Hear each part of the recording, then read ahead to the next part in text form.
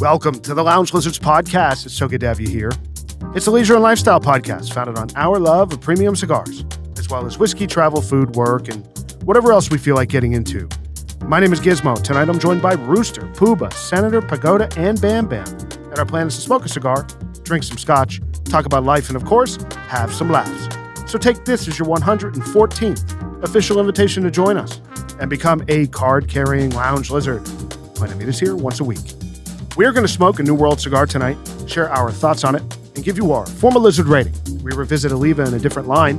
We discuss Cigar Aficianado's top 25 cigars from 2023, and Pagoda and Senator recap their trip to Panama, all among a variety of other things for the next 90 minutes. So sit back, get your favorite drink, light up a cigar, and enjoy as we pair 14-year-age Glenmorangie Quinta Ruben single malt scotch with the Oliva Serie V Melanio Maduro in Figurado. The Nicaraguan Figurado tonight on the pod from Oliva. It's another entry from their Serie V line. This one is the Melanio in Maduro. It's a 52 ring gauge cigar by 6.5 inches long. And this comes at a recommendation of one of our listeners, Idiov. Lizard Idiov. And, you know, we're doing this because episode 99, that Lancero performed so well. I think we got a 9.7. I think we've all been really excited to try some more Oliva. So here we are tonight. This is a handsome cigar. It's a beautiful cigar. And I would almost argue this is not even a box press. It's almost like a It's unusual. rectangular pressed. It's a Gran Reserva. Gran Reserva, it says, yes. Yeah. Limitada. Gran Reserva Limitada. Beautiful toothy wrapper. Fortunately, these are not $250 like the Cuban Gran Reserva Limitadas. All right, boys, let's cut this thing. See, we're getting on the cold draw on the wrapper. This cigar was named Cigar of the Year, actually, by Cigar Aficianado in 2014, 10 years ago now. Is this the third Oliva V that we're doing? It is. Right. This is the first in the Melanio series, but we've done the Churchill on episode 37, and we did the Lancero on episode 99. So this is the third one from Oliva. The funny thing about this for me, I've only had in the Melanio line the Robusto. Me too. And the Robusto, I feel like the construction is a little more rustic looking. I wouldn't call it all that handsome a cigar, but this looks beautiful. Yeah. You know what's interesting about this too is that the foot it's not as closed as the Padron 80 years Maduro that we love, but the draw on just that first cut is totally different than the Figurado from Padron. It's wide open. And when you cut that 80th from Padron, it's a little tight for the first 3 to 5 minutes. A bit, but this is quite open, yeah. Yeah, this is quite open. You know, it's funny you say that because we had the 80th yesterday, and the draw was tight for all three of us, and I was wondering what was driving it. I thought it was the humidity that might have really compressed it, but it did open up after I guess a couple of minutes. I think that's part of their design in that cigar. As you burn through that foot, it does open up. It does. The 80th, yeah. And I think this is going to, even for how open it is on this cold draw, I think it's going to open even more. Yeah. What kind of flavor notes are you getting on the cold draw? Cedar. I'm getting a little dried fruit, but I tried it's to that. Yeah. not a terribly flavorful cold draw for me. I got a little mint. I don't know why. Maybe that was the mouthwash I had. What did that cigar mouthwash you got the other day? Fresh, in the words of Farmer Ted, fresh breath is a priority in my life. Does anyone know that line? 16 Candles. Remember when I love that movie. When Anthony Michael Hall, he's in the car and he climbs over onto Molly Ringwald because he's trying to give her a kiss for his birthday. She's like, "What is that?" He's like, "It's certs. It's not." And he pulls the certs out. I remember certs. And he when I pulls was the a kid. certs out. And he puts it. He goes, "Fresh breath is a priority in my life." All right, boys, let's light this thing. The Oliva Serie V Figurado in the Melanio series. This is a Maduro. Again, it's a 52 ring gauge cigar by 6.5 inches long. Do we know how much this cigar cost? Yeah, this is right around 18, 19 bucks now. Really? I think you can get it a little less than that on the internet. That's premium. But I think retail, That's expensive. when it launched 10 years ago, it was 15 bucks. So Interesting. We'll say, my wife bought me these Colibri things. Oh yeah, you have a heavy duty cutter. I have like these like heavy duty accessories now. It's the lighter's so heavy. And the cutter is so heavy that I could kill somebody with this. It's absolutely a weapon. It's a weapon. But I will say the lighter has been performing better than the cutter. Like, it definitely holds a shitload of fuel. And it's not terrible. Is that a Colibri or is that a DuPont? It's looks like a like a knockoff DuPont. almost. Yeah, it looked like a Of an D5. extreme of a DuPont, doesn't it? I Yeah, love it does. Rooster's judging it because it's not a DuPont. Yeah. Correct. He's a big DuPont guy, this guy. Huge. But I mean, it's like a pretty good. It's not bad. It's got a serious flame. It's Yeah. got a serious I like flame it. and I like holds a it's lot of fuel. kind of like a single flame almost, but a wide single flame or something. It's really nice. You're cool. So what are you guys getting on the initial light here? This is really delicious, nice and smooth. nice. Smooth Nicaraguan tobacco. The retrohale's delicious. Mm. I get, Oh, it is, Bam. yeah. So you're getting a lot of dry fruit on the retrohale. Yep. And, it's- Just a touch of spice. and some cocoa. Yeah. For me. I get some fig. Yeah. And we've been calling that out a lot on Nicaraguan cigars. I think we also called it out on the Oliva V Lancero, but on the light, I think that had a little bit more spice to it. You know. Yeah, I agree. I haven't had too many, as much as this brand mark or whatever you want to call it has, because of certain people I know who smoke it, which is a horrible thing to associate. But it's a good. I don't really have bad ones. No, you don't. It's true. Yeah.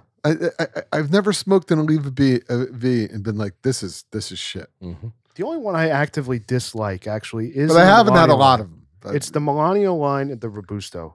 I had that years ago, and I remember actively disliking it. I think it was like when I was first getting into cigars, really, and I bought a tenner on Cigars International or one of those, and it just wasn't great. This is a totally different beast from what I This is remember. nice, actually. I agree. On the Melanio Robusto, I just remember it was fairly smooth, but there's a ton of barnyard in that cigar. And it's just so weird that this is from the same line, and I don't get that at all. I'm even getting like raisin now. This is just more our speed, I feel like, in terms of flavor the profile. regular Oliva V is much better, I think, That's true. compared to the Melanio line. True. But this is unlike.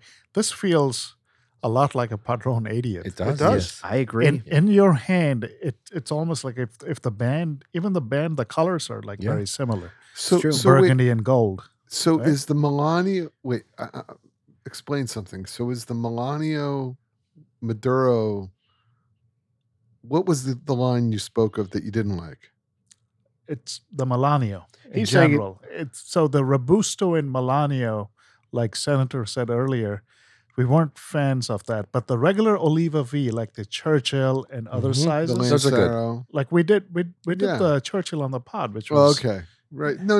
I thought you said the almost like there was a something different in the line. no, it is the Melanio line. This is just a different Vitola in the Melanio. Oh, I see. Okay. So which I think so far it's performing great, and it's Sure. better than the other I mean, I haven't had a lot of Melanio, but Neither have I. but they weren't memorable to Mhm. really go out and Yep. source more. no. This is good. I love this really pressed down rectangular shape of this. I think it feels really good in the hand. Like Yeah. I'm kind of holding it with all 5 fingers. You know, like Mhm. it Well, just feels really You good. have small hands. We've established that from Gizmo cigar photos. Correct. Okay. Is there any Cuban cigar Like that's this? box pressed like this? No. No, No. They don't Not like box this. press, do they? No. No. Not- accidentally. I was going to say not intentionally. Right. They accidentally. I wonder why box that press. is. Well, you get semi. It's just not their style. In the dress rolling. box, I guess. Yeah. Yeah, but not on purpose. No. You know. No, like an up and anahado is semi. This is true. Right. Yeah, I think it's just like a choice. I mean, of the brands or even the region. I mean, if you think of Davidoff, they only make one box press cigar, and it's a Nicaraguan. That's right. Which a lot of Nicaraguans are box press. So Yeah. I think it's like a very Nicaraguan thing Mm-hmm. to like. I just had before we started recording, I lit up a Nicaraguan Puro from another brand that maybe we'll do at some point, and that was Yeah. box press, and I think it's a big Nicaraguan thing. Another thing I learned the other day, like I always wonder about Cuban tobacco does not need a lot of age, right? We all agree with that. Like even when we go to the factories, the production manager, Danilo, has always mentioned like, this is aged, like tobacco's aged about a month, 40 days, 50 days, and that's about That's it. common. But Nicaraguan tobacco usually needs a lot of age. Why is that? Oh, I think for sure it's the strength. Sure. It's the strength also, which comes from the soil. The soil and the yeah. climate. Cuban Yeah. soil is very neutral. Mhm. The pH on Cuban soil is right around 7. But Nicaraguan soil, being that it's volcanic, it's very acidic. Mm. So it needs a lot more time for fermentation because being that it's acidic and it's stronger and it just needs more time. Wow, I like it. Yeah. You're getting very chemistry on Yeah, this. well, Damn, homeboy. Get It the was rooster. It was a YouTube video. Of course. yeah. I mean, the fact of the matter is just by virtue of But it makes sense, right? Mhm. yeah. I mean, the fact of the matter is that Nicaraguan tobacco it's just a different animal. I'm really enjoying the draw. The draw Oh. is fantastic. I just- Actually, it's We just have to kiss it. it's Yeah. that's exactly it. It may be too open, just a touch, because you can go through this one really quick. Yeah, if you're pulling too hard on this, I think it might bite you a little bit. I and agree you're with you. gonna It's true. you're gonna take this cigar, True. which probably should last you an hour 20, hour 30 at Yeah. the least, Mhm. and you're gonna go through it in 55 minutes. It's worth nursing this one. So one thing with this, I intentionally did not take a lot off the end because Same. I could tell that this would probably have a very open draw since the foot wasn't so closed. Mhm. We're on a Padron 80th that has a much sharper point at the foot. I'll take off a little bit more because I need just some better airflow. So I think for anybody who smokes this or really any Figurado that has a more open foot, you probably just need to take less off to just create a little bit more resistance so the draw's not too open. That's always good practice too, because you could always take more off Yeah, as you're going true. through it. Yeah, I'm a bit surprised at the price point of the cigar. me too. It's on the higher end of It Oliva. is. Yeah. Melanio, for some reason, they price higher than even their Serie V. And when this whole line was launched in 2012, this had a price point of 14 or 15 bucks retail, and people were kind of up in arms about it. And this is 10 years ago. Obviously, a $14, $15 cigar now, is not that crazy, right? An Exclusivo is around that price, and certainly a lot less tobacco than this. But when it was launched, people were a little surprised that Oliva was taking that sort of a leap. And that's only 10 years ago. It's very Padron-esque, Oh, yeah. Oh, dude, right? I agree. It is. I mean, to yeah. your point, how many times do we hear that a cigar is Padron-like or a Padron killer, all of that? This is it. This is probably one of the closest. closest cigars I've had, Nicaraguan cigars to a Padron. Yeah. in And it's flavor. half the price. Yeah. And So the quality, even at that 17, 18, I mean, Yeah. you're looking at probably low 30s, right? For a Padron 80th single in a retail shop, maybe 35. Yeah, and So- you see, I've seen a decent amount of cigar smokers who are regular cigar smokers who have tried different things and they like these. So that says something. I mean, the economics do come into play when choosing what you're going to smoke, and it's different strokes for different folks. Just because the Exclusivo is maybe a better exemplification of a Nicaraguan Puro than this may be, that doesn't mean it's accessible to everybody all the time. retail, I mean, this is just a hair cheaper than an Exclusivo, isn't it? Or I think, do you mean the Padron 80th, which would be the Yeah, analog yeah, to the this? Patron 80. Oh, sure. That's a different story. Yeah, I don't mean an Exclusivo necessarily. Mhm. If I said that, I misspoke. It's But okay. but this is a more approachable kind of cousin to that maybe that fits in somebody's wheelhouse. I just see these people like these cigars. There's a Yeah. market for these. They're and consistent. I think that's a reason for it. They stand, the brand is obviously a quality brand. And I think that it's also important too. And I mean, listen, I know we're very early on to say this, but just from the draw, the way it's constructed, a little less tobacco, this is kind of like a gateway drug for me yeah. to the 80th for someone who's uninitiated. Very approachable. I'm glad you said that because when Puba used the word approachable for this, that's exactly where my head is. That like this cigar is what I would give someone who is starting to get into Nicaraguan tobacco, maybe sees me smoking an 80th, and I'm saying this is probably going to be a little much for that person. They haven't smoked enough Nicaraguan tobacco to appreciate it. If you start them here, I feel like this has a bit less strength than the 80th does and is super smooth and would be a great entry point in. And then after that, they could probably enjoy an 80th. And for me too, I smoked an 80th last night and I had a light meal and it was late. And when I was smoking it down in the last third, I was like, you know, I wish I ate a little more. Like it was a little bit more of an oomph that I wanted at 11:30 at night. And I almost wish I had this in my hand. Not that it's better, but it's a step down from that powerhouse of a cigar that the 80th is, you know? It's very disappointing. How many come in a box? I think there's 10 in a box of this. Yeah, it comes in a box of 10, nice cedar box. I'll look here. The box is actually nice. I like the It is. presentation. It is. The presentation's beautiful. It's They're very like- classic, like Padron. But they're like angled the way Yes. they Yeah. present the cigars, which I really like. Yep. I think the better word is fanned. It's like That's right. fanned out. That's right. You know? So, Good correction there, Giz. well, I mean, we're geometry specialists on Yes, this you podcast. are. Well, Chemists and chemist in geometry. What's next? So, boys, let's talk about the makeup of the cigar. It's actually not a Nicaraguan Puro like you might think, and I think that's one of the distinguishing factors of the Melanio line. The wrapper is Ecuadorian Sumatra, and the binder and filler are from Nicaragua. So, if you want to compare the lines, you know, the Serie V is a blend of Nicaraguan Habano filler tobaccos with a high concentration of Ligero, obviously a little bit more oomph to that, and the wrapper on the Serie V is a sun-grown Habano. On the Melanio, like I just said, it's Ecuadorian Sumatra, and the filler and binder are Nicaraguan. The blend on this was tweaked to be smoother than the Oliva V line, and I think that's why they're trying to command a higher price point, is they're delivering it as a more refined experience for the smoker, and I think that they're putting a bit of a premium on that. I really like the Sumatra wrapper. I find it very nice. It's beautiful. Yeah, I do. It's like that comes up over and over in various New World cigars, and we like it. We tend to like that wrapper because it's a Maduro, but it's not. You know, it's not. It's Ecuadorian. It's not not a Nicaraguan wrapper. Yeah, and maybe there's something to that. I mean, I'm curious how much of that actually plays into the change in flavor from the V line, or is it a time thing that they're not? Like, I'm curious what the blending decision is, how much the wrapper actually affects the flavor on this. Like, I'm curious what the actual chemistry, the chemical makeup of that difference in Is flavor there a is. natural in this? There is a natural in the Melanio There line. is. Yeah. Okay. Mm.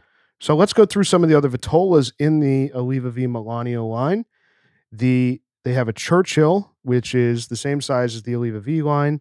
It's a 50 ring gauge by 7 inches, of course. They have Bam's favorite. They have a double Toro. Look at that. the one and only double. It's an Toro. actual Vitola. 60 ring gauge by 6 inches long. How much did you pay them to make that after you said there was a double Toro? What'd you say that on episode 2, I It was think? quite the investment, Senator. The 52 ring gauge Torpedo by 6.5 inches long. The Toro, which is 52 by 6. The Robusto we mentioned earlier, 52 ring gauge by 5. They have a Petite Corona, which is an interesting one. Rooster, I'm sure, would be into that. 46 ring gauge by 4.5. And finally, the Figurado we have in our hands here, which is 52 ring gauge by 6.5. And what's interesting, too, about this is if you look on the internet at retailers and you look at the dimensions, I'm actually glad I went to Oliva's website. There's jumping numbers of what the actual ring gauge of the cigar is. So some have 52, Wow. some have 54. It's very inconsistent. Oliva says it's 52, so that's gotta what we're trust I going- mean, that. they're that's what right. we're going There's with. no way this is 54. I agree, but all the retailers say it is.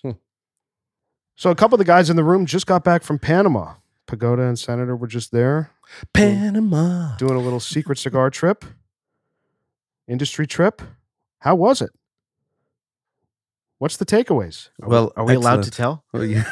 Well, the Did you floor sign is yours. Listen, I'm going silent now.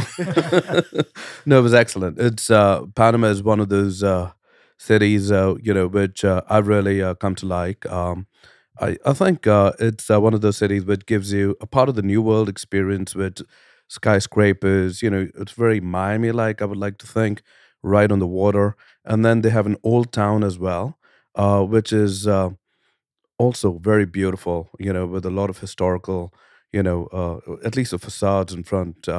And what they've done is they've reconstructed things from inside and built really modern bars and restaurants and great food, great drinks. And it's just one of the cities. It's a great destination for a short trip. Yeah. Nice. So this was your second trip. to Panama. Yeah, second Right. trip. Yeah, Yeah.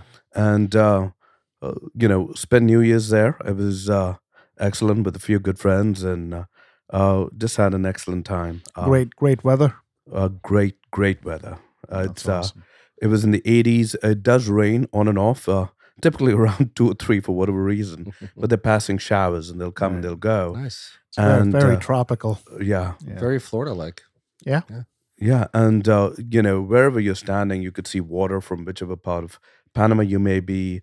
It's some of the hotels are beautiful. It's a step above. It feels like you're walking in some kind of a historical district, and then 10 minutes away you're right in the middle of skyscrapers, and Right. and yeah, Much very, very seems nice. like much different than Cuba. Very yeah. very different. Yeah. Polar Yeah. opposite. Yeah. So you fly directly into Panama. No switching flights. or No anything. switching flights. It's direct flight. About 4 hours 40 minutes to about 5 hours, and multiple flights and easy place to go to.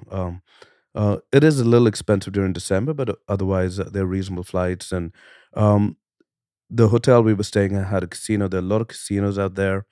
So we met a couple of people who felt that instead of flying to Vegas, where you end up spending so much money and everything is so much more expensive, you can come to a place like Panama and experience essentially the same kind of,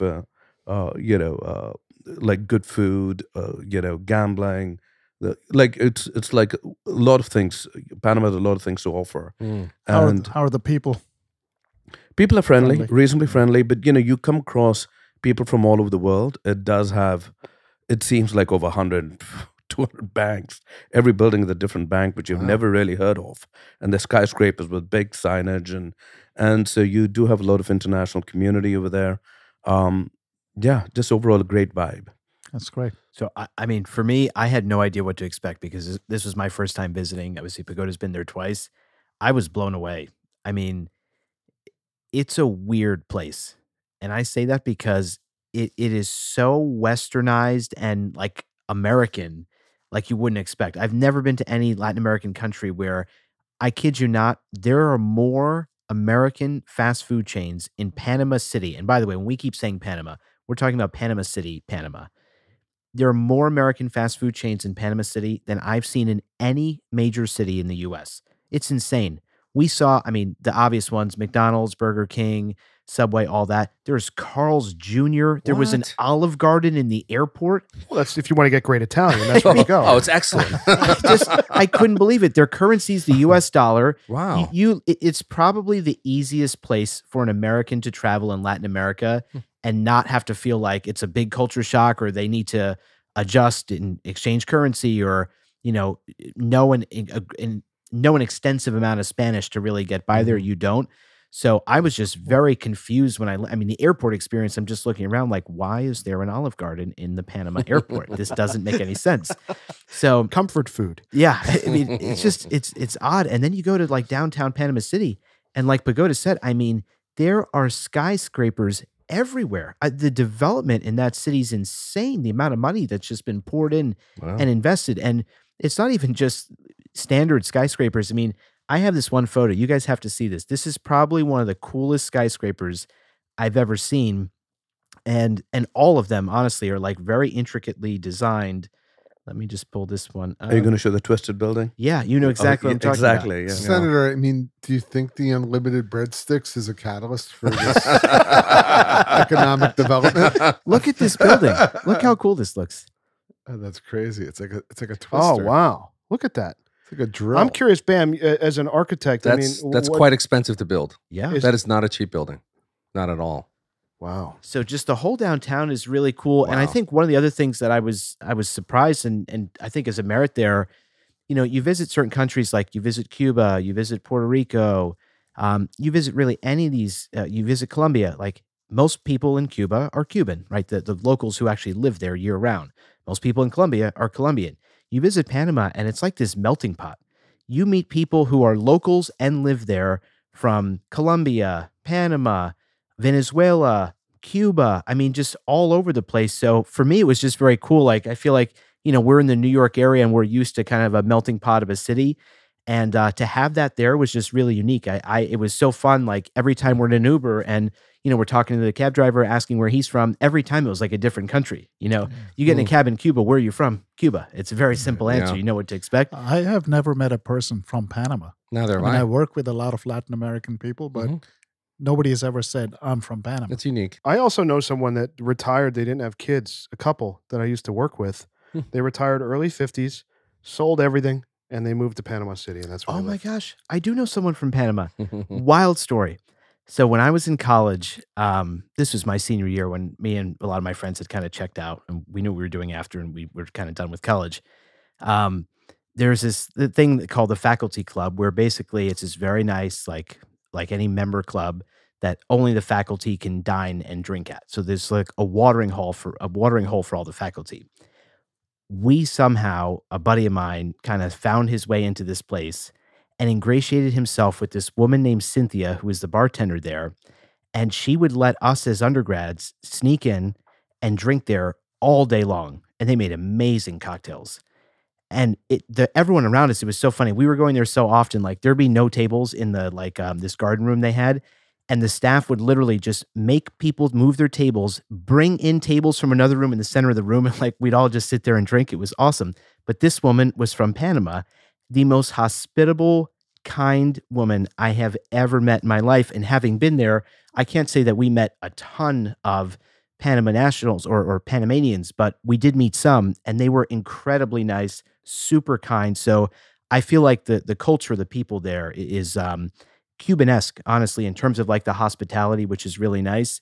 Pagoda said there's a lot of good food there. One bizarre thing that we found, for whatever reason, a cuisine that you would least expect to be good in Panama is great. Can I take a guess? I know what it is. Italian, Olive Garden. I was going to say sushi. Greek. It's Italian food. Oh, wow. That's why I mean, Olive Garden changed everything, I mean, Pooba. like we went to a steakhouse and I was expecting, I'm like, oh, they probably like fly in some great meat from Argentina or something. The steak was mediocre. It wasn't great. We go to this little Italian place right around the corner from our hotel.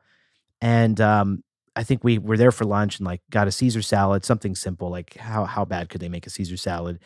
And which was fine. And then we just got like a little individual pizza to share. And we're like, this is probably going to suck. The pizza, I mean, we have a member at our lounge who makes his own pizza. Yeah. And we've all been to his house. Amazing pizza. Was it that good? It's similar to his. Really? It's like thin crust, Neapolitan style. No way. It was mushroom and truffle oil. I mean, it was so good. And I couldn't believe. And then what'll really blow your mind, we'll have to talk about the cigar lounge. So we found, no joke, the nicest cigar lounge I have visited in any country in the world, period. And you have traveled, unbelievable. You have traveled a lot. A lot. So, I mean, Singapore, London, like every major like city you'd expect nice I'm cigar kind of lounges. flabbergasted. That's a big statement. yeah. That's huge. a huge statement. Dude. We find this place on like Google. We get dropped off. There's like Porsches and Range Rovers parked outside. We're like, okay, there's clearly, people This who... is centered kind of people. He's a dual citizen now. Oh, yeah. Oh, believe me, I would be if I could. Hey, that's my card. Only none. We walk in this place, just the seating alone, the furniture, the nicest tufted leather chairs I've seen, better than the Grand Havana Room when that existed in Manhattan. Any nice cigar lounge that any of us have ever been to wipes the floor with it. I mean, super high quality, really comfortable seating. They've got a full bar, restaurant. Off to the side and after the main room is like this private room. It has like an 80-inch TV, a pool table, all these couches, everything. They were so hospitable. They let the 6 of us have the whole private room to ourselves, no fee for it. There is a button on every table. When you want service, you just click the button. Somebody appears like the snap of your fingers. It's unbelievable. I need that in my house. Yeah, you do. I mean, how many times have we been at a place that has like a full service restaurant and bar for cigars where you're waiting like 20 minutes, 30 minutes just to put in a drink order when you get there? It's insane. Service was spectacular. And then in the back, they have this huge outdoor patio that's like got these little coverings for shade, another giant 80-inch TV, furniture that looks like, I mean, it's something you'd see in Miami, like super high end. This place, if that existed here, we would spend our family would never see us. It's So perfect. So when you guys went, how many guys were there in your party in that private room, and how much was it? We didn't. So 6. we didn't right? pay. It was It's 6 in six. the Six room. cents. We didn't pay any extra for the room at all. And the wild thing is, we spent hours there. We had drinks and food. And speaking of how crazy this whole Italian thing is there, that they make good Italian food, I made a super adventurous choice with the menu there. And I got linguine with clams just to test this ridiculous theory that Uh-oh. Italian food. That's risky. That's what I Huge, said. I huge couldn't believe he risk. did that. I know. It Especially made- after the Cuban seafood stories. Well, Yeah. that's different. You have to understand, this was like day 2 or 3 on the trip where I knew at least the food quality in Panama. I never had That's to worry. fair. That's fair. And Pagoda's looking at me and he's like, just prepare yourself. The pasta is going to be like super mushy. It's not going to be al dente. I kid you not, this dish comes out. I wish I would have photographed it. At the time I thought of it, like most of the plate was devoured. The pasta was perfectly Nice. al dente, Wow. like a really good Italian restaurant here. The clams were incredible. It was probably top 3 linguine with clams I've ever had anywhere. And I'm in a cigar lounge in Panama City. Do you remember what you paid for that? Like $20. Wow. Wow. So we got the bill for the 6 of us for drinks and a full lunch. Everybody, we got plenty of food. And they charged a $5 cutting fee. $200. Oh my goodness. For 6 people That's total? amazing. 6 people for hours there. That's like Food, Cuban drinks, prices. cigars. It is. It It's really like, is. like $30 a person. Yeah. Dude, that's crazy. Yeah, you could be hanging out there all day, and the food is fantastic. The service was great. Wow. So, And it- you know, if you close your eyes and envision a cigar lounge, that's what it is. Wow. so is Panamanian food kind of like what? Like what would you? I mean, like Colombian, Ecuadorian, You tell me. Cuban. That's the funny thing. While we were there, I mean, again, we were in like the nicer areas, not necessarily like nicer touristy areas. So not necessarily the most local of places. If I go back, I definitely want to spend more time pursuing a lot of the more local spots. I agree. I honestly can't tell you because none of these restaurants have any real Panamanian food on their menus. Nothing I traditional. couldn't even tell you. Yeah. No, I do have to tell you, we ended up going to a place called El Pulpito or something, which is the octopus, which you kind of mentioned earlier in the Right. text. Oh, that was the cigar. Pulpo. Yeah. No, so what happened is, you know, on the menu, there was chicken lollipops. That's such an Indian That's an thing to Indian- really yeah. think. Mm. But they were fantastic. And, it was like a gastro pub kind of a place. It was excellent. Great cocktails, good food, man. I was actually impressed with the food. What's good to hear is that you don't have to have a command of the Spanish language to get around there. And that's true. nice. That's an advantage. It definitely helps. Oh, but, yeah. Did you see any Doritos for Puba? lots actually. Lots of snacks. Lots of snacks. Puba's safe then. So the other thing, you can't go to Panama without seeing the Panama Canal. Oh, So- man. I'm obsessed with the Panama Canal. Always been. Are Since I was you? a kid. Swear to God. Really? So Yep. Pagoda got to do it his first trip there. I went with another guy who it was his first time in Panama too, and it was awesome. The wildest part of it, you just expect you have all these massive ships that cross through that. You expect it to be Huge. huge. wide. So Wide. it's like really deep and narrow. It's so narrow. I kid you not. It's like a matter of inches Wow. on each side of the boat. It's insane. Now, I have a question. Don't they raise and lower the elevation of the water based on the size of the boat so that it can pass? Yeah, That's which how they is do that, right? Unbelievable. Yeah, yeah. Yeah, truly Yeah, unbelievable. that's amazing. The whole thing is just so cool. And, we're in the Uber ride over there, and the Uber driver was showing us there's an American military base there, which we had built when we started construction of the canal. And then part of the agreement, so America owned and operated the canal for decades. Senator was a project manager. He was. Hey, you were the architect. Yes, sir. And finally, in 1999, the U.S. Gave back control of the canal to Panama. So now Panama gets all the full economic benefit of it. I couldn't believe to learn there are 10,000 Panamanians that work at the canal every year. Wow. I mean, that just tells you the scale of the operation that is. That's crazy. pretty incredible. 10,000 employees. And as we're going, we see to this day, there's still the American military base there because when we signed it over to Panama in 99, the one stipulation in the agreement is that America to this day retains the right to intervene militarily Mhm. to preserve the neutrality of the canal. So that's why Interesting. we keep the base there. No one can ever basically fuck with the canal. Smart. Yeah. And then as we're going past the military base, the Uber driver's telling us, he goes, and there's a college campus right next to it. We're like, what college is this? He goes, Florida State University. What? FSU has a campus That's in Panama crazy. City. That's got to be a ruse, right? I mean, there's no way kids are in Panama I'm sorry. Having taking been on this classes trip, at FSU. I would have taken classes there. I mean, when you think about it, it's an international gateway. And it's next So- to the Panama so- Canal, which is, you know, Commerce. yeah. That's my point. Yeah. It's an international gateway. So that's so much ancillary money and banking and transactions, and there's ladage and all this stuff that you know, you've got cargo, you've got freight, Sure. like hundreds of millions of dollars, billions of dollars of freight going through the Panama Canal from different countries from all around the world.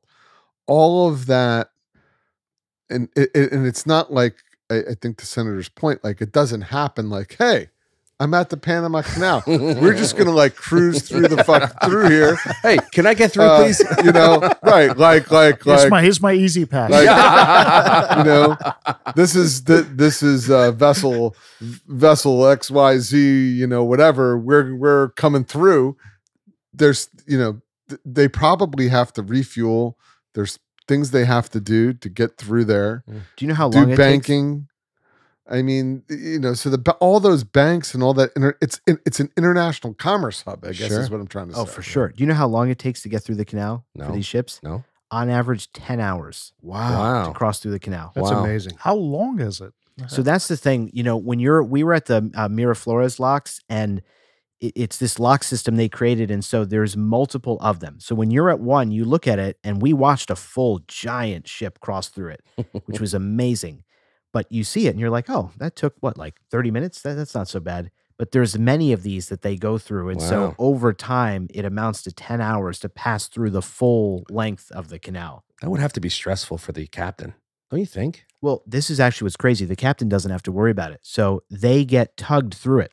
Oh, It was cool. We saw there were like Correct. these little that's tremendous. like actual person operated. I thought it was just all with technology. It's not. I'm sure years See, from now it will be. I'm sorry, but I'd camp out there with a chair and a cigar. I'd hang out there and watch this whole thing. You couldn't the cigar, because the funny thing is we're sitting there. I'm looking at my buddy I'm with there, and we're like, oh, we would love a cigar right now.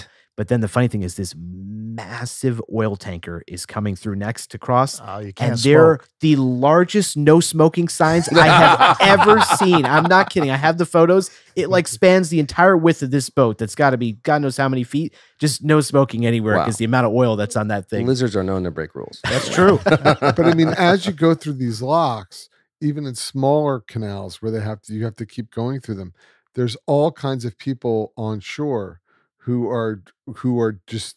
have different responsibilities I'm sure.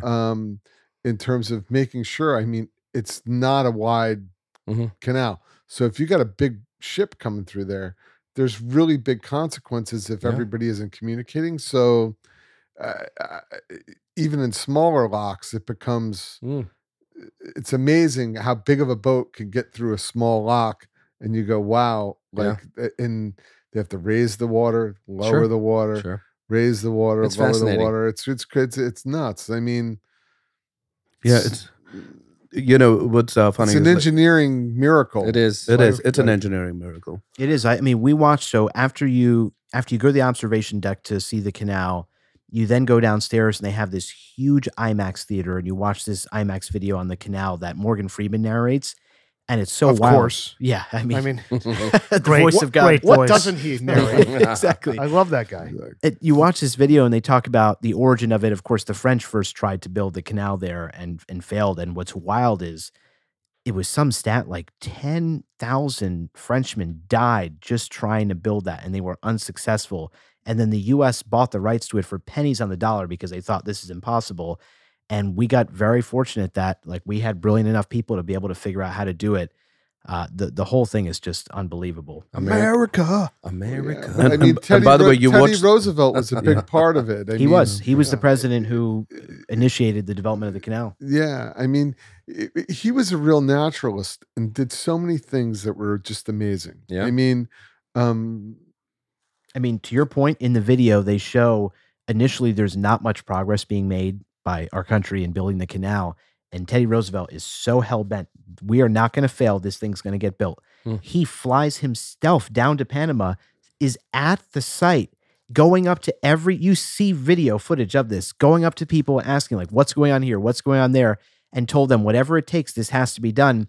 And so then I guess he's like a really competitive guy. So he thought it would be clever. You think? Yeah. He's the Rough Riders, the Spanish-American War. Yeah. So he basically, It's pretty tough. he had the project manager create a competition. They were working on opposite sides of the dam that they were building to see who could complete each side fastest. And like the That's production amazing. increased exponentially That's from awesome. there. And it was brilliant. It like accelerated the progress. So, boys, we're coming to the end of the first third here on the Oliva Serie V, Melanio Maduro Figurado. What's everybody thinking? Bam's almost done. You know, Look at that. He's this is the second time I'm having this. I happen to love this cigar. It's very good. But I will say I enjoy the retrohale more than I enjoy the traditional draw. It's good, but the retrohale, I'm capturing so many different things I don't get on the draw. Such a good cigar. Smooth, very smooth. I like that it's consistent. I mean, Yeah. you know, all the way through so far, the flavor profile has been the same, traditional Nicaraguan flavors that we like, but delivered incredibly smoothly. The construction's held up. And even as I was talking so much about Panama, you know, I had to relight my cigar and beautiful on the relight. I haven't lost any flavor. And what's unusual, that hint of fruit for me continues. Oh, it's still there. It really is. Yeah. And that's a testament to this, and it's unique to most Nicaraguans. No, it's very good. I mean, like I said, it's very much like a Padron. Yeah. You know, if you compare it to the 80th, it's not like has that much body, a little bit less than that, but it delivers phenomenal. It's a great stick. Yeah. Yeah, I was expecting a lot more, like it to be very, cocoa, forward, or coffee flavoring, and then it's not there at all. It's very muted for me. I do get a little bit of cocoa, but very, very muted. But yeah, excellent. It's very balanced. It I is. agree. You know, I there's not agree. like one dominant flavor note that you No. get. Yeah. It's very balanced throughout. Yep, I'd agree. It is very balanced. It's a little bit one dimensional. I don't know if that's a merit or a demerit in the cigar, but it's not bringing me like it's similar to the other Melanias that I've smoked. It's kind of very straightforward in its delivery, and I think that's okay. He's not wrong. For the sake of what it is, it's the consistency is what gives you that dimension, but it's so good though. Because a lot of people Right? aren't looking for that, right? Yeah. Like some people just want, hey, I'm gonna get this. That's not a demerit here. Yeah, like, and it's gonna give me what this is. It doesn't really change up for me that much, but that's been my experience with this always. I'm loving the combustion. Yeah, same. I am Yeah. so impressed with how little effort I have to put in to get a massive amount of smoke out of it. I'm finding it to be really smooth. Like, I'm definitely I feel like if this continues like this, like this is gonna potentially be a contender for, rotation, especially in those sure. moments where you want something like that 80th or the feel of the 80th in your hand, but you don't want to go to that level of Nicaraguan tobacco and I strength. probably would have never picked this cigar up, but discovering a cigar like this just adds to your repertoire. Senator, Puba, you guys are always traveling. So when you're at a place where they don't have cigars that you like, if they have a box of these, you're going to be very happy to smoke this. Happy to get it from someone as a gift at an event. Yeah. This is a really good cigar. You would find Olivas pretty much They're ubiquitous. Yeah. most They're tobacco everywhere. shops. That's true. Most Yeah. cigar shops. The only demerit I would give to it is that the one dimensionality of it, I get a little bored with it. Like I want it to pick up towards the end, and it's not. It might. So I'm just kind of like, Still might. in other words, in a Robusto format, if that was to deliver like this and it was a quick cigar, I can find myself getting kind of a little uninterested. I would like to try this in a petite Corona. That's what I was saying. Just I like, think you'd love it. like quick Like bang. a small package, yeah. Small Oh, yeah. package. Or Oh, like yeah. a Robusto. They make a Robusto. I mean, Robusto is still like an hour smoke for me, The thing, right? the thing that's weird to me about the Melanio line, having had now this, the Robusto, and I just realized I have had the Petit Corona. I'm just telling you from my perspective, the flavor profile for some reason in the Robusto and the Petit Corona are very different from the flavor profile of this.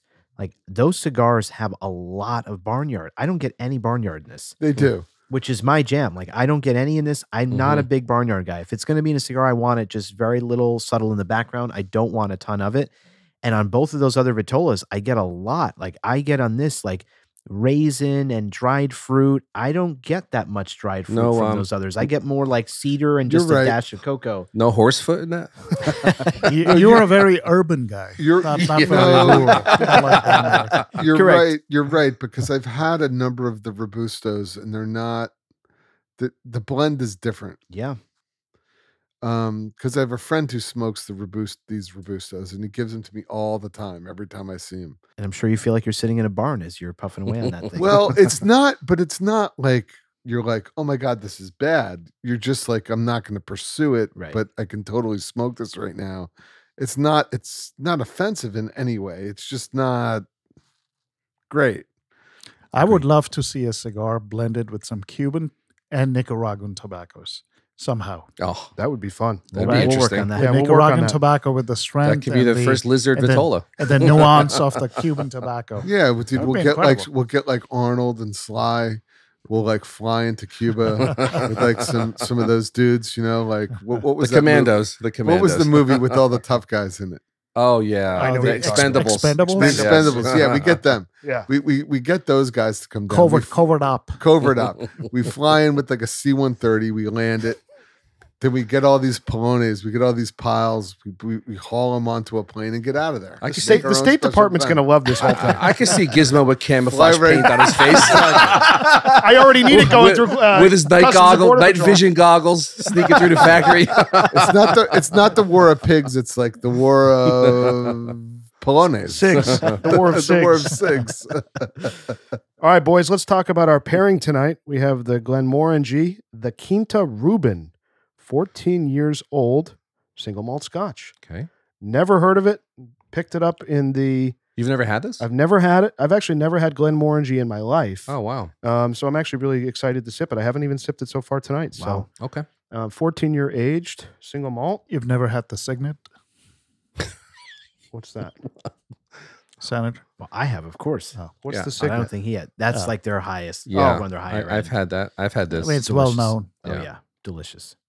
So, Senator, what do we know about Glenmorangie, especially So- this one, the 14-year? The funny thing is, I've had a decent amount of their stuff. I've had the 10-year. Actually, I haven't had that much of their stuff. I've had the 10-year and the Signet. They're on complete extremes of Oh, price yeah. point.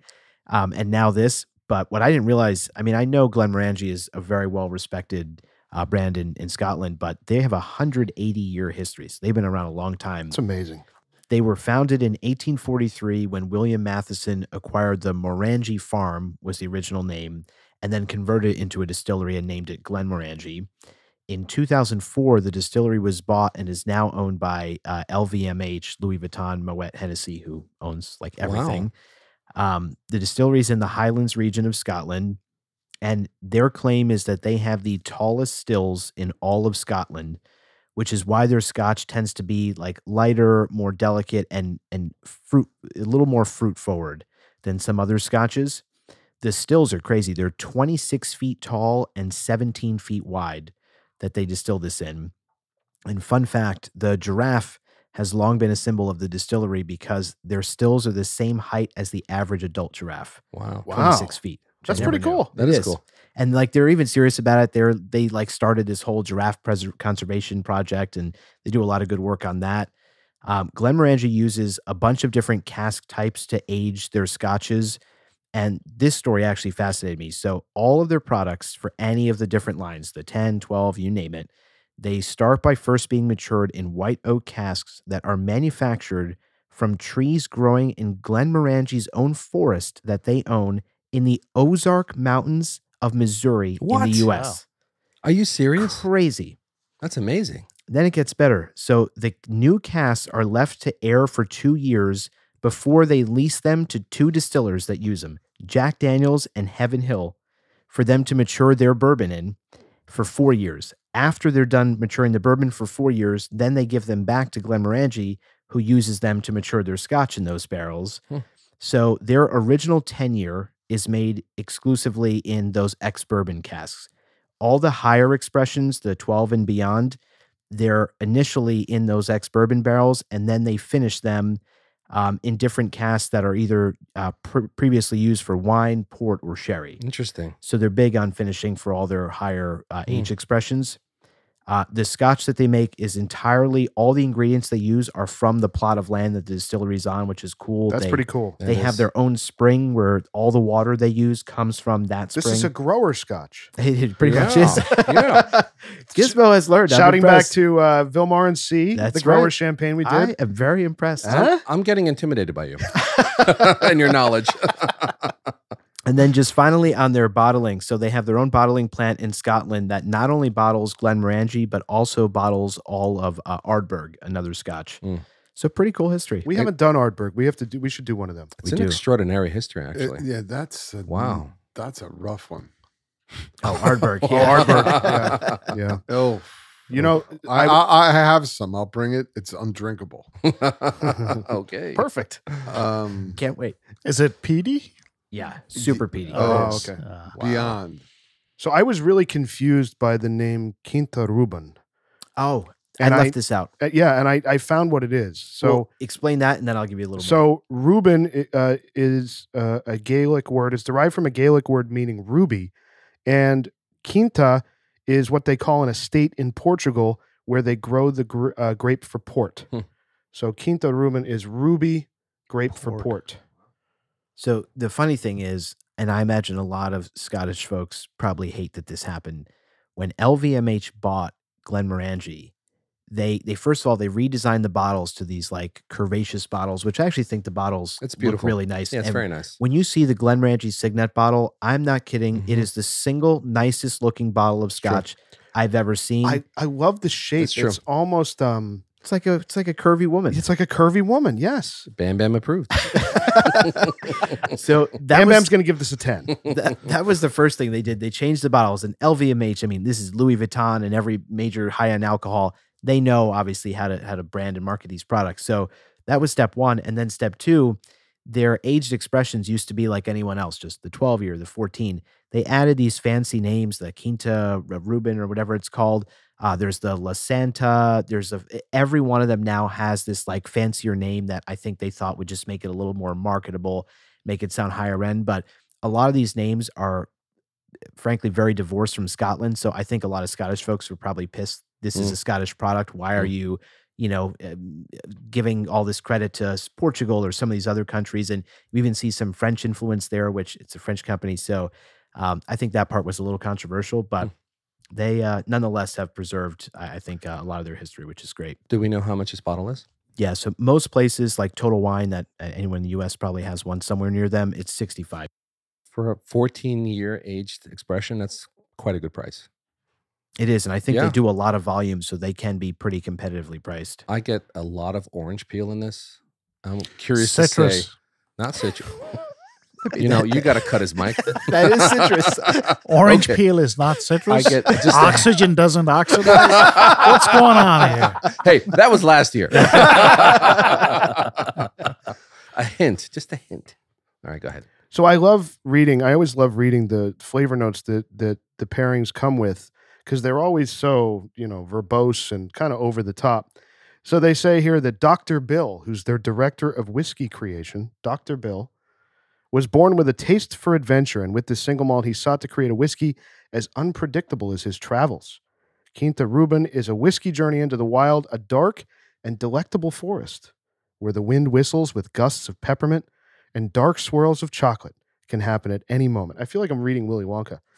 In our giraffe high stills, as Senator was mentioning, it begins soft and fruity, then gets darker and deeper as we let it age for 14 years in bourbon casks and port casks from Portugal.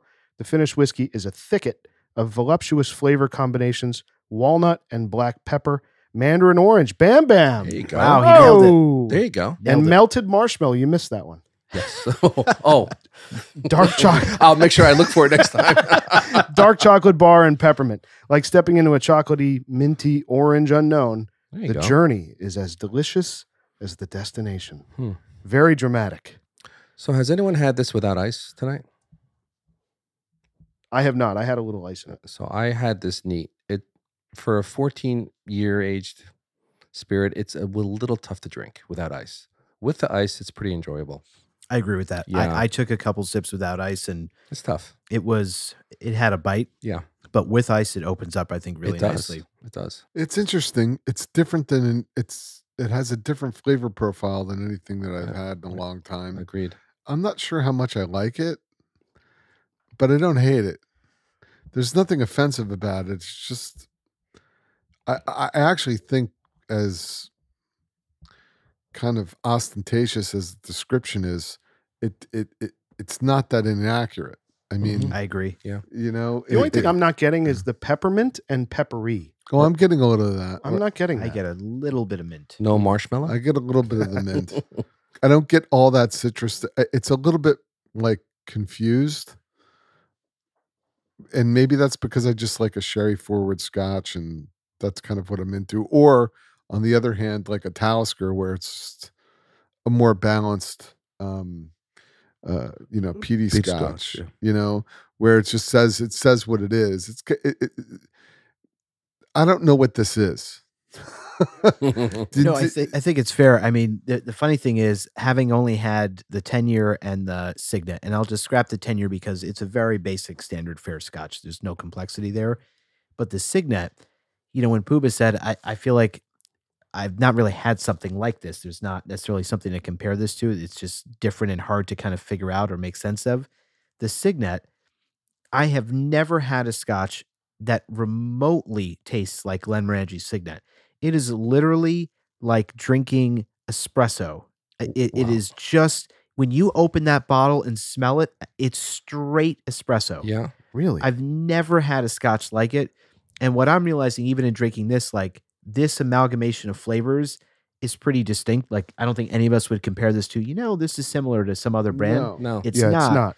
And what I'll give them credit for, I mean, I like it. I'm not in love with it, but they have really done a clever job of creating very distinct, differentiated products in a way that I think there's so many other scotches I have where I'll have a 12-year of something and I'll say, well, this is similar to another 12-year, but it's not as good. And I just prefer that other one.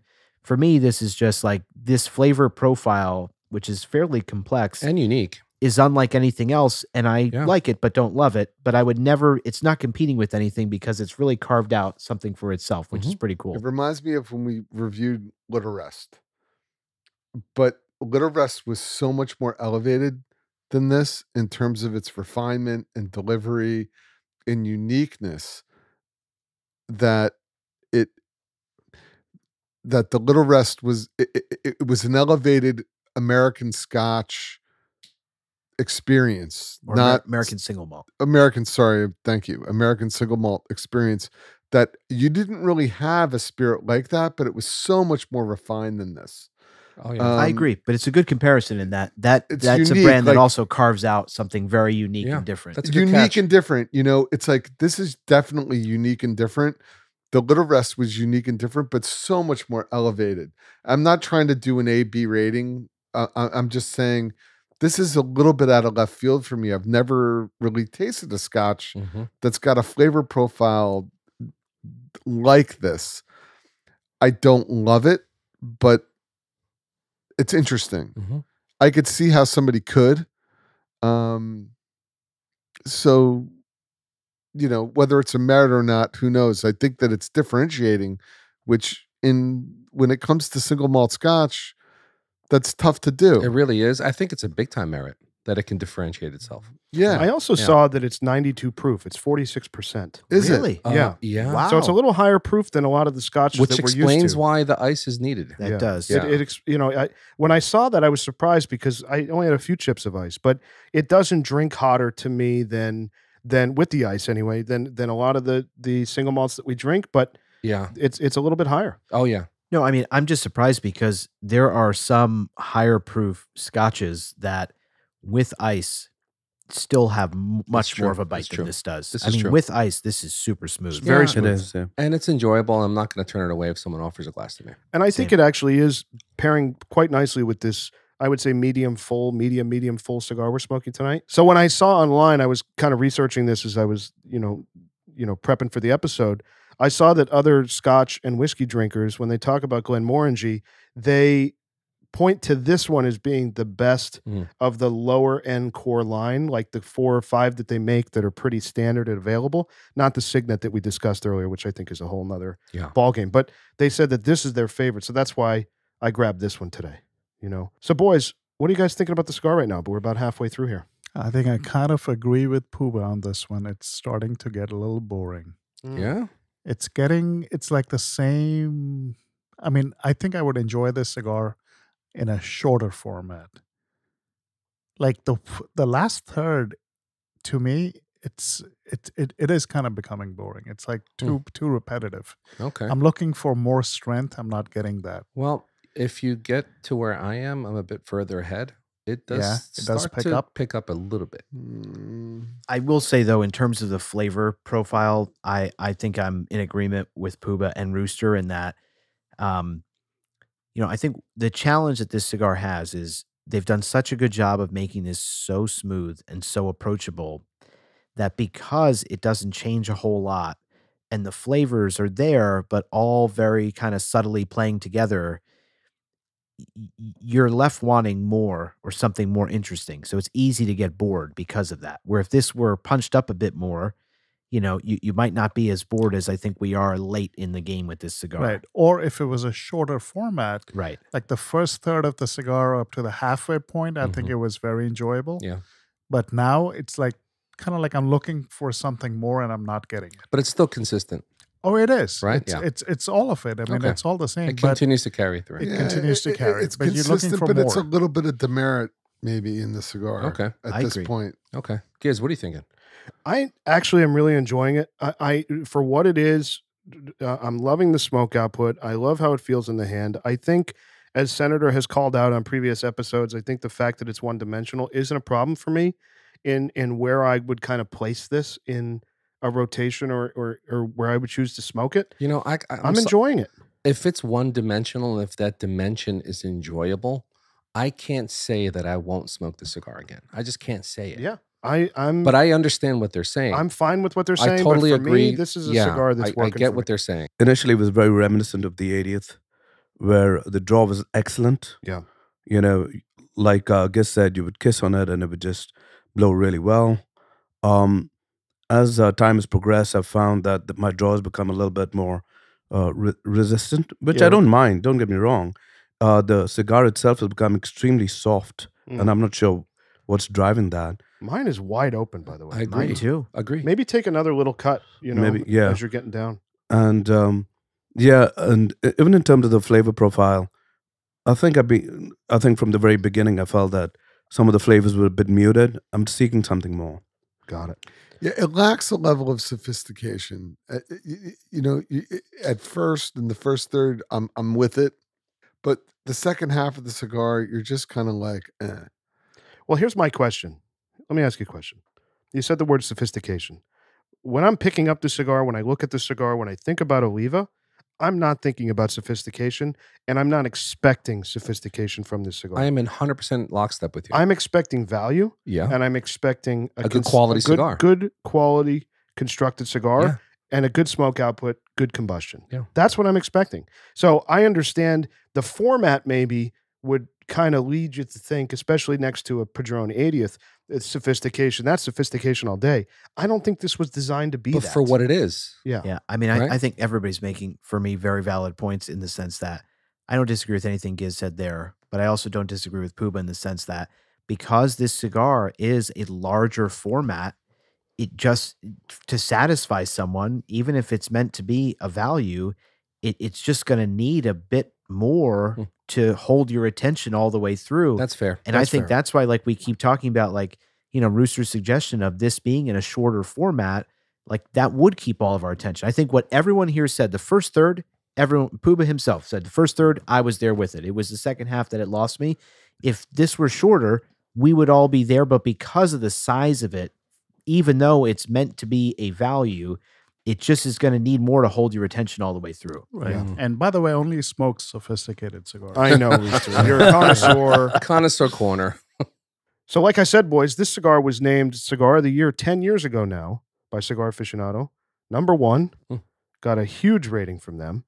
And now it's time to do our favorite thing that we do each year, which is go through, and that's, I'm being very sarcastic, go through the Cigar Aficionado top 25 cigars of 2023. So I'm curious how many of these we've actually heard of, because the first one here at number 25 is the West Tampa Red Robusto, which is, I guess, an alumnus of General Cigar. A guy named Rick Rodriguez left and started his own company last year, West Tampa Tobacco, in 2022.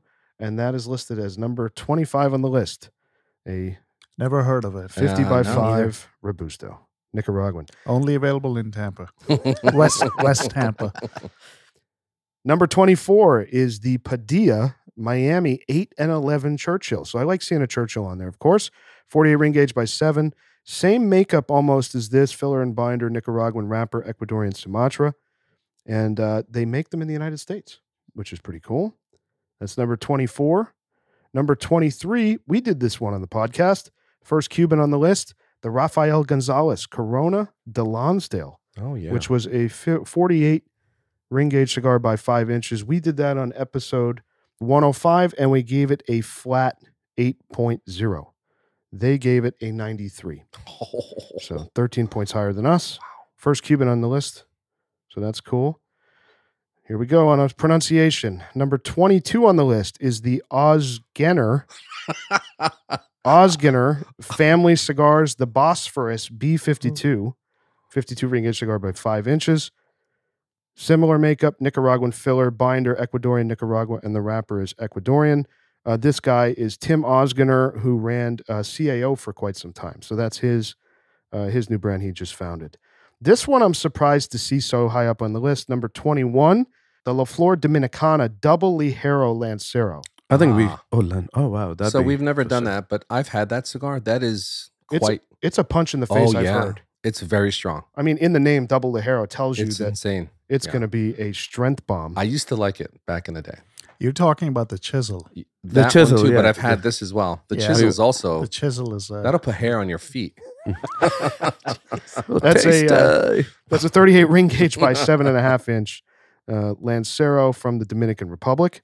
Number 20, we did a version of this cigar, the Olmec Claro Corona Gorda. I believe we did the Robusto. That's right. This is a 48 ring gauge cigar by 5.5 inches from Nicaragua. We talked a lot about that cigar. It performed pretty well. Number 19, the Foreign Affair by Luciano Cigars in Corona. 42 ring gauge by a little under 6 inches. Nicaraguan. Never heard of that. Have you guys heard of that? No. Luciano? No. Didn't they have that here? No, you're talking diesel now. No. No. I met a guy here. I'm telling you. I was here with you that day. Represents that brand. Yeah. Who had handed me one of their cigars. Maybe. I'm telling you, we have at least heard of it. And Senator loved it. No.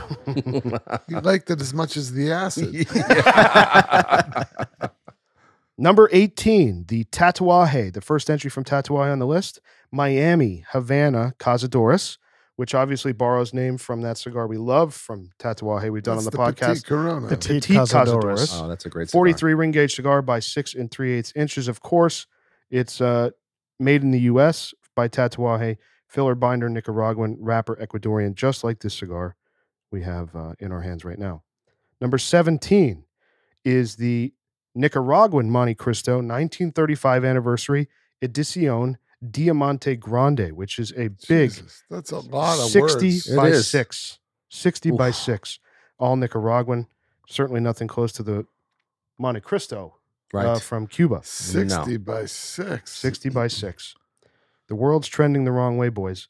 This is a cigar we have coming up on the podcast, actually. Number 16, the second Cuban entry, the Cohiba Pyramides Extra. Awesome. Which is a 54 ring gauge cigar by 6 1/4 inch. I can't wait to record that episode. We have that coming up. What ranking is that? What number did it get? That is number 16. That's a crime. And we have that cigar coming up next week, actually. That's a crime. That should be much higher on that list. It's a crime. We're going to smoke that next week. So that'll be great. I've heard very good things about that cigar. This is a great one. I'm happy to see this on the list, boys. This might be a Lizard influence. Number 15, the Ashton VSG Illusion. There you go. There we go. They gave it a 94. Yeah. 44 ring gauge by 6.5 inches long. So we did that on episode 51. We gave it an 8.8. That's a great cigar. Great cigar. We love that cigar. They gave it a 94. That's a Dominican Republic. This one is Caldwell Cigars, number 14. Caldwell Cigars, Long Live the Queen, Ace of Hearts. We did not love the Caldwell cigar we did. Very different one, a different line than this. Did we do The Queen is Dead? We did the Queen is Dead. Correct. Or the Queen The king is Sword. dead. No, we did the Queen is Dead. Yeah, we did the Queen's Queen. Sword. They have a lot. They have a lot of so cigars. many different. They did, and they lost a lot of stuff too. Yeah, they had a fire. Right. That's right. So this is a 52 ring gauge by 6 inch Dominican Republic cigar with a bunch of different types of tobacco in the blend. Cameroon wrapper, Indonesian binder, and the filler is Dominican and Nicaraguan. That's number 14. Number 13, My Father, Le Bijou, 1922, 100 Años, limited edition, Corona Especial. That is a mouthful. That's a lot of words. 44 ring Hashtag gauge. marketing.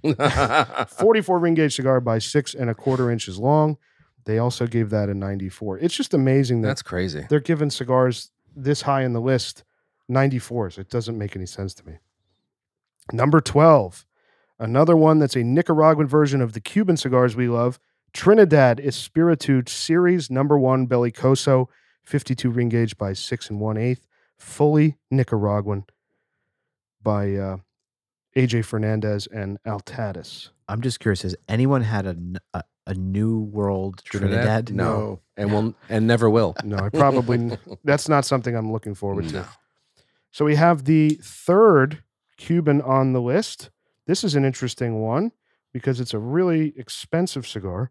It's the Romeo y Julieta Linea de Oro Hidalgos, the 57 ring gauge by 4 7/8 inch entry from that line. That's very similar to the Monte Cristo 1935 line from Cuba, the Linea 1935, the upcoming Partagas Maestro, which has 3 cigars. This is very similar. Yep. Offering 3 cigars in a very expensive, I think they're $70-$80 a piece. Oof. And that's a 57 by under 5 inch. Very expensive cigar. I think they misplaced a decimal point on what the value of that cigar And should they be. gave that cigar a 94 as well. Yeah, there were 3 in that lineup, I think. Yeah. Hidalgo, They usually do 3 in that special Nobles, lineas. and something else. I'd love to see something fantastic from R&J. Yeah, Yeah. I think we all feel the same. They need it. I would love to. I would love to hear anecdotally through the forums we're in that somebody really liked this cigar and it and that it honored R&J's DNA, and like I've said in the past, those Churchills in the tubes were great in the 90s. They really were. The late 90s, they were actually they were wonderful. I just don't know what happened. I can't find if a listener out there has an R&J that they think is fantastic, make the recommendation. I'm happy to try it, but Yeah. I have yet to smoke something as of late. The White Churchill is decent. It was It's okay. It's It was okay. okay. We reviewed It's it. okay. Listen, if Puma, No, if what it's Puma- okay. I've had it many times. Yeah, I have we a want box. something great from that brand. If what Yeah. Puma says, When we go to Cuba next, we will be speaking to the R&J blender. And we'll see what we can do. But it's like the ShopRite of it's like talking the ShopRite. Like So true, I though. want It's true. the ShopRite like You want the sheet cake? right. ShopRite brand. The ShopRite brand, the private label brand. It's like some kind of weird private label Cuban cigar. I would say it's more like Stop and Shop. All right. Fine. Too many All right. mutations in the R&J DNA. Yeah. and none of them are great. That's the problem. Like if we found a cigar that Puba's talking about, that would be the comeback story of the year. It'd be If we had a comeback. great Romeo experience, I think we would be dancing around in the room if It's we true. were able to It's find very a true. Romeo It's like that would. some kind of like private label Cuban that means nothing. And unfortunately, it's one of the biggest in the world. I don't understand why. I don't understand why either. So, boys, we're into the top 10. Number 10, El Pulpo Bellicoso Grande, a 58 ring gauge cigar by 5 3/4 inches. Filler and binder Nicaraguan, wrapper is Mexican from AJ Fernandez. Weren't you smoking one of those cigars? It's a full cigar. Yeah. Like a rooster cigar. I wonder why they call it the pulpo. I know. Pulpo is the octopus. I don't get it. Maybe it has a lot of legs. It transforms. A lot of structure, a lot of body. Structure. Suction A lot of cups. different notes. What? Black ink. Number 9, another Nicaraguan, La Aroma de Cuba, Mi Amor, the Bellicoso. We did another cigar from that line. I Yeah. think we did the Robusto. We did. 54 ring gauge cigar by 5.5 inches. Nicaraguan, like I said, filler and binder. And wrapper is Mexican. Number The 8. Mi Amor won Cigar of the Year once. Did it? Did. Oh, I did not know that. Number 8 is a cigar that you get when you buy those 5-pack trial things from any of the big retailers. That's- the Alec Bradley Prensado Not a good intro. Torpedo. Not a great intro. They gave this cigar a 95 this That's year. insane. 52 ring gauge by 6 1/8 inches. Honduran wrapper and filler. Also in the filler is Nicaraguan tobacco, and the binder is also Nicaraguan. But 95 on that, I'm surprised. Maybe we need to try it. That's a high rating. Number 8. Number 7, we're going to be doing this one on an upcoming episode as well. The Drew Estate Blackened Cigars. That's the Mhm. Metallica cigar. James Hetfield did that with Drew Estate. The M81 in Corona. It's a 43 ring gauge cigar by 5 inches. Mainly, it's manufactured in Nicaragua.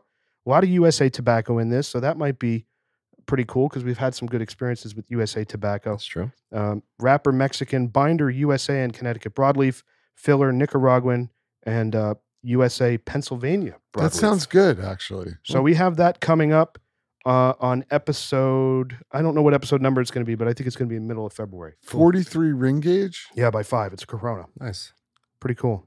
You got to pair that with the blackened whiskey. And I do have Yeah. that. We're going to do a full Metallica episode in oh, the middle yeah. of February. And I will be singing. Oh, yeah. I will be singing. That actually sounds interesting. Get ready. You're going to sing? Oh, verbatim. Excellent. Another Cuban cigar on the list. Surprised to see this one so high. Based on the other guys in the room, I'm very happy with it. Number 6, the Partagas Series P, number 2. Nice. 52 ring gauge by 6 1/8. Of course, all Cuban tobacco. They gave that a 95. And now, boys, we are in to the top 5. Of course, all the brands that we would expect to be here are here. Number 5, EP Carrillo Allegiance in Confidant. 52 ring gauge cigar by 6 inches long. Classic EP Carrillo makeup, Ecuadorian wrapper, filler, and binder are Nicaraguan, like the cigar we have in our hand tonight. Number 4, Rooster's favorite, the Rocky Patel ALR, aged, Love limited, it. and Wow. rare. 2nd edition Toro. We did the Robusto fairly recently on the pod. Got a 6.6. 52 ring gauge cigar by 6.5 inches long. Made in Nicaragua, filler and Sorry. binder are Nicaraguan. Yeah, I mean, Wrapper is Mexican. how could that be ranked 4th? I mean, it's just, We can talk about that after we're oh done with my the list. goodness. Sorry, It is a sophisticated palate. Wow. I felt a little sick there. Number Unreal. 3 is the sister cigar to the one we have in our hands tonight, the Oliva Serie V Melanio in Toro. 52 ring gauge cigar by 6 inches long. Identical makeup to this, except this one we have in our hand is the Maduro. Number 2 is a brand that we're very familiar with here, boys. The Padron Serie 1926, number 48 in Maduro. This is an odd size, 60 ring gauge by 5.5. Yeah, that's strange. Nicaraguan Puro, of course. I think that's a newer release cigar. It is. Very American. It is newer, yeah. Very fat lawyer. Behind an oak mahogany. Am I Stained wrong? I decks. mean, no. I mean, it's 60 ring gauge. I mean, Yeah, Cut that that cigar thing came in out half. 7 years ago. And number 1, as we mentioned on an episode recently, from Arturo Fuente, the Fuente Opus X Reserva de Chateau. It's a Churchill 48 ring gauge cigar by 7 inches, fully Dominican, of course, as all Fuentes are. well, I would give a golf clap to the fact that a Churchill took the number 1 rating. It's a good thing. And they rated that 97. That was their highest cigar of the year. So, you know, when you look at the list, we've beat this into the ground, so I'm not looking to do that again, but it is just interesting how after a year of smoking cigars, there's not 2 Padrones, there's not 2 Fuentes, there's not 2 Epicurios. It's You know what's shocking? 25 unique cigars. Oh, 2 I Cubans. don't think there was a single Davidoff. That's Not a That's single exactly Davidoff. right. Also, not that we're in love with it, but I saw some people very upset that Plasencia didn't make the list because there's a lot of Plasencia fans out there. There are. And, you know, they were very upset. No Plasencia and no Davidoff. So it's like, I really question the validity of the list. Of course. I You agree. know? Of course. And I think it comes down to this process they have of going through all the cigars that they smoked through the year again. They review them again, supposedly blind, whatever. But why not just take the top 25 cigars that you reviewed in the year, throw those on the list? Why? Because it doesn't align with serving 25 unique brands like they did here. What was the lowest rating for the number 25 cigar? I believe it was a 94. Oh, so there you go. Oh, that's Wow. insanity. I Yeah, mean, it come is. on. How do you get Excuse me, 25? 93. I'm sorry. So how do you fit 25 cigars? I think it's between 93 and interesting. 90? I think it's very telling that there isn't a Davidoff on that list, and none of us are like huge Davidoff like fanboys because it's Davidoff. But I mean, it is Davidoff. Yeah. And they make they really do make. I think we've all kind of come around to that brand and kind of where we pushed it off a little bit, but they have explored it more, explored different sizes in within blends where we thought maybe you may not have liked the blend, but you tried a different size and then you're like, oh, Yeah. like in this size, this does really work for me. Overall, it's an impeccable marker. Yeah. For not to have a cigar on that I list. mean, is- Davidoff is such a big brand. Sure. At least one of their cigars Yeah. deserves to be in the top 20. And only one has to be Padron, s- one Padron right. on the entire list. Rooster, it has to be. has to What's be. interesting, There too, has to be to this one on point there. is that, you know, aside How from a can it couple not of be the on there? Cubans are brand new. Like the Padron was released 7 years ago. The Fuente obviously has been out a long time. Like these are not newer releases from these brands like they've done in the past where they, you know, kind of promote a newer release from a manufacturer. So it doesn't make sense that a Davidoff Doesn't make Doesn't the list. No, appear. I mean No. the ALR, which is a dog shit cigar, has been in the top 25 before. That's true. That's not the first time. No, Yeah. he's right. Yeah, it's. I mean, they it's put out wild. such they put out they put out such quality. Whether it's your price point or whether you like it or not, you can't deny. Yeah. You can't deny Davidoff in what it delivers. Now, it may not be for everybody. I don't like everything in their catalog, but boy, oh boy, they've got a lot of good cigars in their Yeah, catalog. well, Yeah. there's one problem You that know they what I have. mean? I mean, I get the magazine like all or most of us do.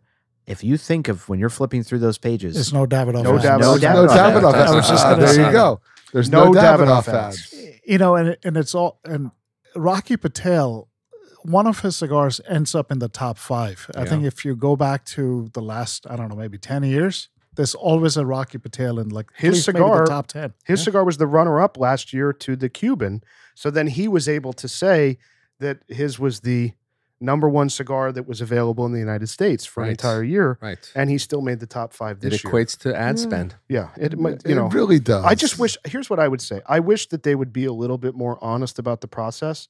Like the assumption that the consumer who's reading that magazine, who's smoking these cigars, is stupid enough to believe that the chips are going to fall like this makes no sense at all. And I wish that they would just be honest about it. I think it's an opportunity for an alternative cigar publication Right. at some point. Or podcast, maybe. Yeah. The Lizard magazine. I mean, there's shit in the top 25 cigars.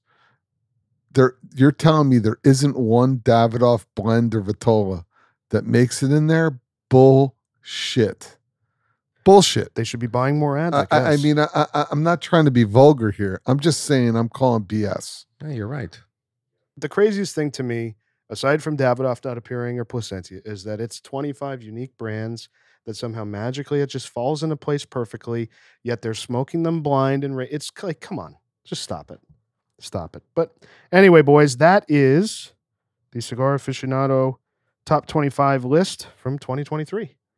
Thank you. And there we have it, Somewhat frustrating, as per usual. Yeah, as per always. usual. So, boys, we're into the last third here of the Oliva Series V Melanio Maduro Figurado. What are you guys thinking? I like the cigar. I can't say that I don't like it. I do too. So I have to say, I really got bored with it the last Yeah. third. And what's strange about this is I had one of these prior, and I don't remember feeling this way. The first one I had, It's because of us. I felt like the first one I had, I felt like it actually built up as I smoked it and ended in a much better place. And the last third, it's just dull. It's not interesting enough. Maybe it's something to do with the Giz's tower. He loves when you say that. I mean, Pagoda cigar was a little spongy, so Yeah, man. The one thing I do have to say that if you do cut a little more, the draw does improve. Of course, yeah. Which is That's classic been for fantastic. I'm just kidding. any Yeah, of those yeah, that yeah. come down to that Yeah. high point. That's You know, true. I do that with the Davidoff Millennium. Same. I do it with the Padron 80. Mhm. Any of those, you just take a little more off. It opens right up. Yep. Like Clears Senator out any of said, the tar. start with small clips and just go through it as you need to. All right, boys, it's time to move into our rating portion of the episode tonight. We'll start with the Glenmorangie Quinta Ruben, 14 years aged, single malt Scotch. Bam Bam, you're up. Yeah, I'm at a 7 on this. I can't say that I hated it. Neat. It's, for me, difficult to drink, but with ice, it got better and better as I drank it. And honestly, when I finished my glass and I put my nose to the glass, the aroma is quite delicious. But overall, the drinkability of it, I'm giving it a 7 for me. Pagoda. I think I'll be at an 8. I thought I was actually thinking about the Glenmorangie. I think the 10 I might have had, which seemed very, very light and fruity, if I remember very clearly. I think from that, in comparison, this is so much more my speed. Getting somewhere, like I couldn't figure out what I really enjoyed about it, but I think it left longer finish than I expected. And it did make my palate a little more chocolatey. I don't know whether it was a combination of the cigar with this. There was some sweetness to it, which I really enjoyed. Very pleasant overall. I think medium viscosity. I really liked it, so it's an 8 for me. Senator. So I think I'm in the same place as Bam on this. I'm at a 7. I will say I do think it paired pretty well with the cigar. I think Yeah. the flavor profile, so Mhm. that was good. Mhm. But the challenge is I will not pursue this. No. And the only utility for me in trying this is that if I was at an airport lounge or somewhere and what I normally drink wasn't available, If you were in prison. or I'm joking. That's a joke. or in prison and No, no, the no. Scotch selection was limited. When we come back with those Cuban piles of tobacco to make our That's make right. our cigars with Arnold. But it's just, if I'm in a place where what I normally pursue is not available and I saw a bottle of this, Mhm. I would drink it and I'd be satisfied enough. But is it good enough for me to actually go out and pursue a bottle after having this? It's not. And I think it either needed to be smoothed out, like maybe the proof's just a little too high for Yeah. what this spirit's trying to do. Mhm. Or if you're going to be at this proof, I need even more flavor than That's right. with that. So that's where I net out at a 7. So I'm also at a 7. I was kind of wavering between a 6 and a 7. I landed a 7. I thought it was pretty damn good. But for me, I think the word is sophistication. And Puba talked about that with the cigar. The expectation is sophistication. When I see a 14-year age You're, on a box yeah, great or point. on a bottle, I'm expecting a superior experience. Absolutely. And I think that's a fair expectation to Sure. have. The presentation's amazing. It's aged 14 years. It has all the right makeup to be a great spirit, and it's just not. And this is certainly something I will not be buying again. Right. So it's a 7 for me all day. Mild recommend. Yeah. Mild recommend. Puba. I'm going to give it a 6 because it just didn't really deliver anything particularly notable at all for me. I mean, it really didn't. It was a little bit confusing, not defined for me. There were these notes in there that I don't particularly pursue in a Scotch. I wouldn't pursue it again, and I'm not saying I think your point is well taken. It's a 14-year-old age statement on a 70 $70 bottle of Yeah, scotch. 65. Yeah. $65 bottle of scotch.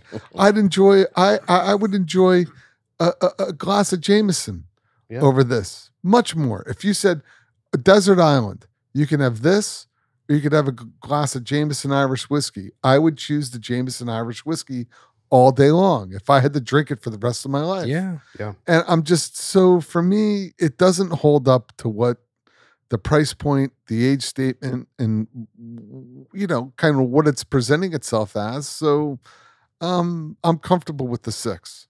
So, boys, that puts the Formal Lizard rating at the Glenmorangie Quinta Ruben, 14 years, at a 7.0. All right. Mild recommend. Mild recommend. Which is accurate. You can get so much better stuff at 12 years even, 10 years even. Oh, yeah. You know, at a similar price point that's going to knock the doors off. Knock Just like the you doors said, off. go buy a bottle of Jameson for $25-$30, whatever it is, and Go it's buy going to a be great. bottle of Albany. Green Spot. Yeah. Go buy a bottle There of you Green go. Spot. Yeah. Or Redbreast. It's so much more sophisticated, to me, much more refined spirit agree. than this. I Am agree. I nuts? No, you're right.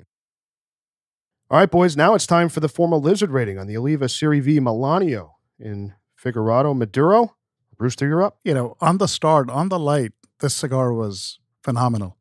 I mean, thinking back to the commentary, I was kind of comparing this to an 80th, and a lot of us were. I mean, it started off like very Padron-esque, but the last third kind of smoked more like an ALR.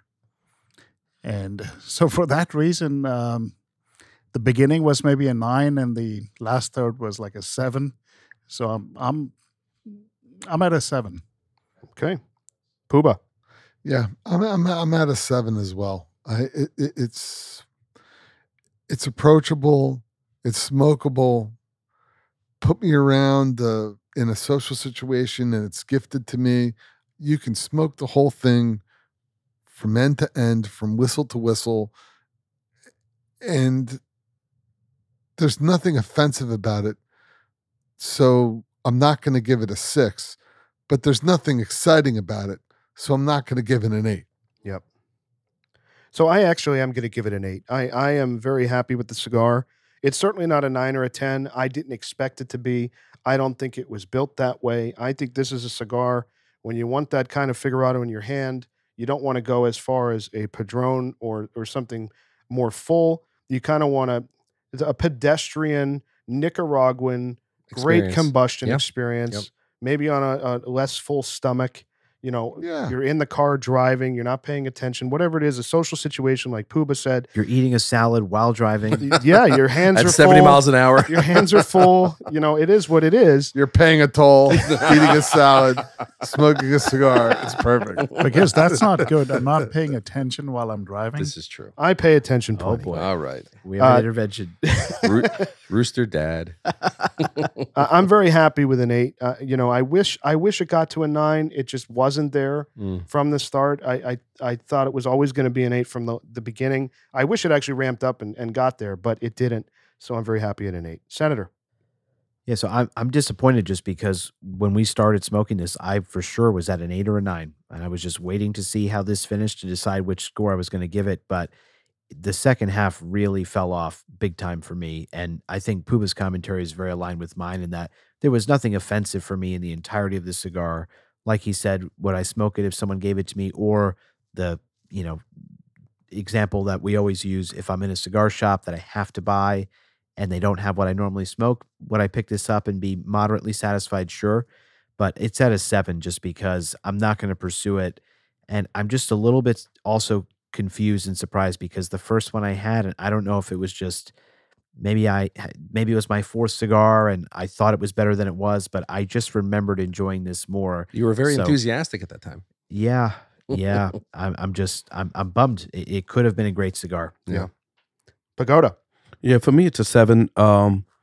I found that the flavors were slightly muted for my preference, per se. And in terms of overall, the way the cigar smoked. Now, I did cut to listeners. If ever you're having a draw problem, please cut a little deeper. Yeah. It really did pick up in terms of the draw, even towards the end after having made the second cut. But overall, just the experience was somewhat flat. 7 for me. All right, Bam Bam. Yeah, you know, I can't add to what you've all said because it's all very accurate. But what I like about this cigar, that if I am at a party, it's like you've all said, there's utility in this cigar. It's a pretty well-made cigar, beautiful combustion. I have been between a 7 and an 8. I'm gonna round up and be enthusiastic about the cigar. I did enjoy it the first time. I've only had this twice. I liked it this time, and I took it all the way down to a half inch. I didn't find any issues with it. I found that it finished actually pretty good for me. 8. Yeah, I mean, any cigar that you can compare to a Padron 80th, Yeah, that's a huge merit. it is. So it started off like that, and I'm like, Yeah. oh, I'm gonna order a box of these for sure. But by the halfway point, I'm like, I don't think I'm gonna do that. What's a merit for me that the smoothness continued right down to the half inch, and that's a merit for me. But beyond the halfway point, it kind of got boring. I think those well, flavors kind of got diminished. very- To me, it got. It didn't diminish for I me. think The the word is- consistency continued, and that's one dimensional. I think the word is very boring. All right. For me Okay. personally, it got really flat, and like this 80th notion.